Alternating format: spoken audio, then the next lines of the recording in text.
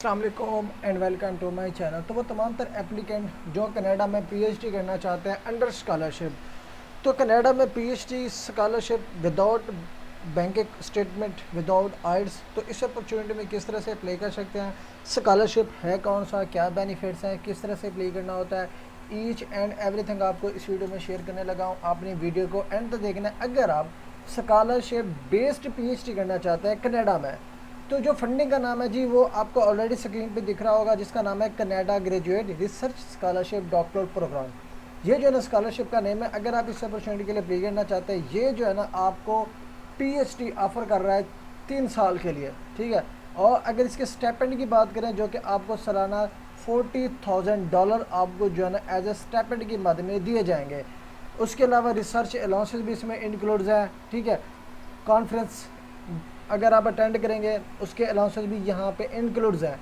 तो यहाँ पे अगर आप लाइक पाकिस्तानी एप्लीकेंट है, अगर कनाडा में पीएचडी करना चाहते हैं, स्कॉलरशिप के लिए पे करना चाहते हैं, स्कॉलरशिप विन करने के बाद जो उनको अमाउंट मिलेगी, आप यहाँ पे इसको यहाँ कन्वर्ट कर सकते हैं टू PKR। कम से कम आप यहाँ पे स्क्रीन पे देख सकते हैं 1,11,23,000, जो कि 1,11,23,000 अमाउंट बनती है इन पाकिस्तानी करेंसी। ये जो स्टेपेंड है आपको जस्ट एज ए सालाना आपको दिया जाएगा, ताकि आप अपनी पीएचडी के सारे एक्सपेंसेस कवर करो। अगर आप इस अपॉर्चुनिटी के लिए अप्लाई करना चाहते हैं, इस अपॉर्चुनिटी के अंडर कौन कौन सी यूनिवर्सिटीज़ पार्टिसिपेटेड है, अप्लाई किस तरह से करनी है, तो यहाँ पे मैंने एक अलहदा सेपरेट आर्टिकल राइट किया हुआ है। अब यहाँ पे पहले तो मैं यहाँ पे आपको इसकी जो पार्टिसिपेटेड यूनिवर्सिटीज़ हैं, जो कि बेस्ट से बेस्ट यूनिवर्सिटीज़ हैं, वैसे तो ऑलमोस्ट इसके अंदर जो पार्टिसिपेटेड यूनिवर्सिटीज़ होती हैं वो 80 to 85 यूनिवर्सिटीज़ यहाँ पे पार्टिसिपेटेड होती हैं। अब यहाँ पे आप अगर टॉप जो रिसर्च इंटेंसिव यूनिवर्सिटीज़ में अप्लाई करना चाहते हैं, तो यहाँ पे यूनिवर्सिटीज़ के नेम है like university of Toronto, British Columbia, McGill, university of Alberta, Waterloo, McMaster और वेस्टर्न यूनिवर्सिटी। तो ये जस्ट एज एग्जांपल मैंने कुछ यूनिवर्सिटीज़ के नेम ऐड किए हैं जो कि अंडर किसके Canada graduate research scholarship participate करती है। फॉर एग्जांपल अगर आप कनाडा की किसी यूनिवर्सिटी में अप्लाई करते हैं ना, अप्लाई करते वक्त आपको वहाँ पे फंडिंग देखनी पड़ती है कि इस यूनिवर्सिटी में आया कि फंडिंग कौन कौन सी अवेलेबल है। फॉर एग्जांपल अगर आप पाकिस्तानी स्टूडेंट हैं, तो अगर आप पाकिस्तान की किसी पब्लिक यूनिवर्सिटी में अप्लाई करते हैं, फॉर एग्जाम्पल वो पंजाब यूनिवर्सिटी है आपकी उसके बाद आपकी फॉर एग्जाम्पल इस्लामिया यूनिवर्सिटी होगी, उसके बाद आपकी GC फैसलाबाद होगी या कैद आज़म यूनिवर्सिटी होगी, कोई भी यूनिवर्सिटी होगी, तो अगर वो पब्लिक यूनिवर्सिटीज़ है तो पब्लिक यूनिवर्सिटीज़ में एडमिशन सिक्योर करने के बाद आप HEC या एहसास स्कॉलरशिप, मल्टीपल स्कॉलरशिप वहाँ पे अवेलेबल होते हैं, आप एलिजिबल होते हैं, अप्लाई कर सकते हो। लेकिन जो एप्लीकेंट्स प्राइवेट यूनिवर्सिटी में एडमिशन सिक्योर करते हैं, उनको फिर जो है ना कोई फंडिंग या कोई स्कॉलरशिप नहीं मिलता। तो बेसिकली इसकी एग्जांपल ये है कि अगर आप कनाडा ग्रेजुएट रिसर्च स्कॉलरशिप के लिए अप्लाई करेंगे, तो स्पेसिफिक आपने उन यूनिवर्सिटीज़ को शॉर्टलिस्ट करना है जिन यूनिवर्सिटीज़ में ये स्कॉलरशिप ऑफर किया जा रहा हो, लाइक वो यूनिवर्सिटीज़ इस स्कॉलरशिप के अंडर, इस स्कॉलरशिप की एलिजिबिलिटी के अंडर फॉल कर रही हो। तो ये आपने माइंड में करना है किसी भी यूनिवर्सिटी में अप्लाई करते हुए। अब ये यूनिवर्सिटीज़ के नेम है, ठीक है। यहाँ पे मैंने कुछ बेनिफिट्स यहाँ पे मैंने मेंशन किए हुए हैं, ठीक है, अलहदा से आप ये भी देख सकते हैं। लेकिन ऑलरेडी जो ओवरऑल इसका जनरल जो स्टेपेंड है वो मैंने आपको बता दिया है, ठीक है। इसके अलावा इसी स्टेपेंड को आप ट्यूशन फीस में, लिविंग में, आपकी एक्टिविटीज़ में, एकेडमिक ट्रैवल में, कॉन्फ्रेंस में, फील्ड वर्क में, रिसर्च मटीरियल में, तमाम तर चीज़ों में इसको आप यूज़ कर सकते हो, ठीक है। अब यहाँ पे जो 3 टाइप्स की ग्रांट्स हैं, इस स्कॉलरशिप के अंडर आपको 3 टाइप्स की ग्रांट्स ऑफर की जाती हैं। फर्स्ट वन है जी CIHR, सेकंड वन है जी NSERC, थर्ड वन है जी SSHRC। ये तो 3 जो है ना ऑर्गेनाइजेशन एजेंसीज़ हैं जो कि आपको फंड प्रोवाइड करती हैं, जो कि जो यूनिवर्सिटीज़ होती हैं उनको जो है ना फ़ंड प्रोवाइड करती हैं, ठीक है। इनमें से हर एजेंसी के अंडर मुख्तलिफ जो फील्ड्स होते हैं ना वो फॉल करते हैं। अब कौन कौन से फील्ड हैं, फॉर एग्जांपल अगर आप NSERC फील्ड के लिए अप्लाई करना चाहोगे या एजेंसी के लिए अप्लाई करना चाहोगे, तो इसके अंडर जो प्रोग्राम फॉल करते हैं, वेदर आपके डिपार्टमेंट इंजीनियरिंग में है, कंप्यूटर साइंस में है, मैथमेटिक्स में है, फिजिक्स में है, केमिस्ट्री में है, एनवायरमेंटल साइंस में है या बायोलॉजिकल साइंसेज में है, तो ही आप इस फंडिंग को, इस एजेंसी को टारगेट कर सकते हो फॉर PhD सपोर्ट्स। उसके अलावा अगर आप SSHRC एजेंसी के लिए अप्लाई करना चाहते हो, तो इसमें जो डिपार्टमेंट है जी social science, economics, education, political science, international relations, business and humanities. तो ये फील्ड्स इसके अंडर आते हैं। उसके अलावा अगर जो थर्ड है, जो CIHR फील्ड्स है जो कि आपको फंड करते हैं, उसमें कौन सी डिपार्टमेंट है? आपका हेल्थ साइंस हो गया, मेडिसिन होगी, पब्लिक हेल्थ होगी, मेडिकल साइंस होगी, क्लिनिकल रिसर्च, रिहेबिलिटेशन साइंसेज। तो ये ऑलमोस्ट लाइक तीनों फंडिंग के अंडर आपके प्रोग्राम ऑफर किए जा रहे हैं, अवेलेबल हैं। आप PhD करना चाहते हैं तो आप कर सकते हैं। मोस्ट इंपॉर्टेंट चीज़, अब यहाँ पे आप अप्लाई करेंगे किस तरह से? आप फर्स्ट स्टेप इनिशिएट करेंगे क्या? आपको पता नहीं है कि एप्लीकेशन हमने इनिशिएट करनी किस तरह से। आपने जो प्रोसेस अपना इनिशिएट करना है ना, तो यहाँ पे मैंने जो है ना प्रोसेस लिखा हुआ है, जो मोस्ट इंपॉर्टेंट है वो ये है कि आपने अपना सुपरवाइज़र फाइंड करना है। सुपरवाइज़र फाइंड करना है। सुपरवाइज़र ही आपकी एप्लीकेशन को रिकमेंड करता है, स्ट्रॉन्ग कर सकता है, आपके chances of selection, chances of admission, chances of funding enhance कर सकता है। विदाउट सुपरवाइज़र आपके चांसेस ऑफ सिलेक्शन मतलब कि ज़ीरो है। ये आपने माइंड में रखना है। कुछ एप्लीकेंट्स कहते हैं जी सुपरवाइज़र को हम फाइंड नहीं करते, हम डायरेक्ट अप्लाई करते हैं। तो PhD सुपरवाइज़र के बगैर नहीं होती, उसकी सपोर्ट के बगैर आप कभी भी स्कॉलरशिप या एडमिशन विन नहीं कर सकते। हाँ, अगर आप प्राइवेट यूनिवर्सिटी में अपने एक्सपेंसेस के थ्रू जाना चाहें तो मे भी जा सकते हैं, लेकिन फंडिंग के अंडर आप सुपरवाइज़र के बगैर नहीं जा सकते। अब इसका मेथड आपने क्या यूटिलाइज़ करना है, जो कि फर्स्ट इनिशियल स्टेप्स है। अब यहाँ पे देखें जी, ये यूनिवर्सिटीज़ हैं, इनमें से किसी भी यूनिवर्सिटी को आप यहाँ से उठा लिया।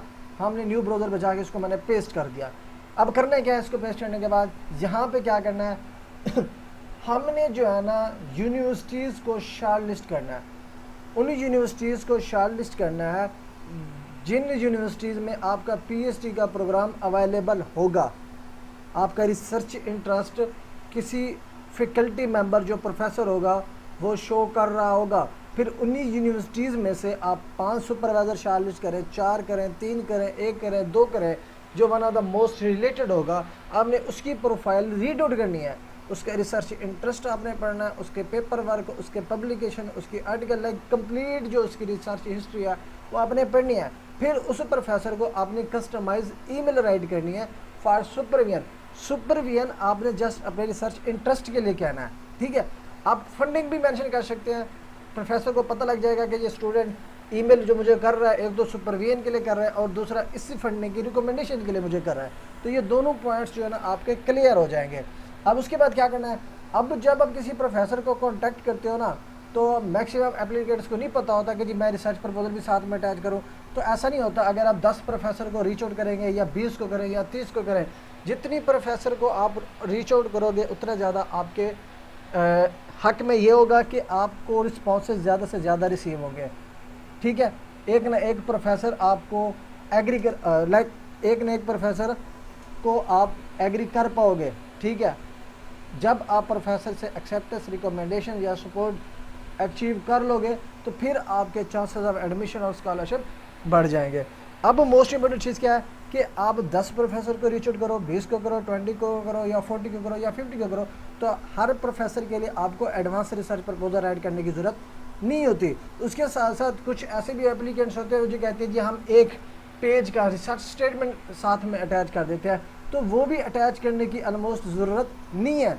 आप सुपरविजन के लिए रिक्वेस्ट कर रहे हो इनिशियली। जब प्रोफेसर आपको रिस्पॉन्स करेगा वो क्या देखेगा, तो जब आप ईमेल करने लगोगे तो सिर्फ और सिर्फ आपने जो CV अटैच करनी है, CV आपकी ऑप्टिमाइज फॉर्म में होनी चाहिए। फॉर्मेट कोई भी हो, यहाँ पे मल्टीपल सोशल इन्फ्लुएंसर आपको कहेंगे जी यूरोपास होने दीजिए, फला फॉर्मेट होना चाहिए, ATS होना चाहिए। तो आपका फॉर्मेट मैटर नहीं करता है, जो इसमें डाटा इंटर होता है वो मैटर करता है, उसकी सीक्वेंस मैटर करती है, ठीक है। CV अगर आप PhD रिसर्च बेस्ड करना चाहते हो तो आपकी CV में जो डाटा होना चाहिए वो रिसर्च बेस्ड होना चाहिए। फॉर एग्जांपल आपकी रिसर्च एरिया या इंटरेस्ट ऑर्गेनिक केमिस्ट्री है, तो सारा डाटा आपने ऑर्गेनिक केमिस्ट्री का वहाँ पे मेंशन करना है। अदर डाटा आप ऐड कर सकते हो, लेकिन ये नहीं कि आप फॉर एग्जांपल आपका कॉल सेंटर का एक्सपीरियंस है जी वो भी आपने ऐड कर दिया, ठीक है। तो ये जो इररेलेवेंट एक्सपीरियंसेस होंगे, जो इररेलेवेंट डाटा होगा, वो आपने CV में ऐड बिल्कुल भी नहीं करना, ताकि जो प्रोफेसर आपका केमिस्ट्री का होगा या फिज़िक्स का होगा या बॉटनी का होगा या कोई भी स्पेसिफिक एरिया आता है, उसको सिर्फ वो लैंग्वेज आती है, वो लैंग्वेज आती है और उसी लैंग्वेज को मद्देनज़र रखते हुए वो आपकी CV रिव्यू करेगा।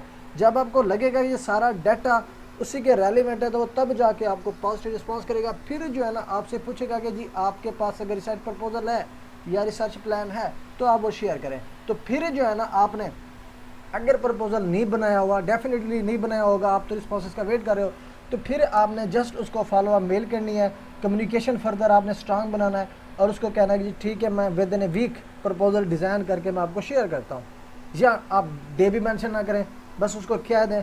फिर जब उसका मैसेज रिसीव हो जाएगा फिर वो वेट कर लेगा, ठीक है, प्रपोजल का। फिर आपका जितने दिनों में प्रपोजल राइट होता है फिर आपने इस प्रोफेसर के साथ प्रपोजल शेयर करना होता है।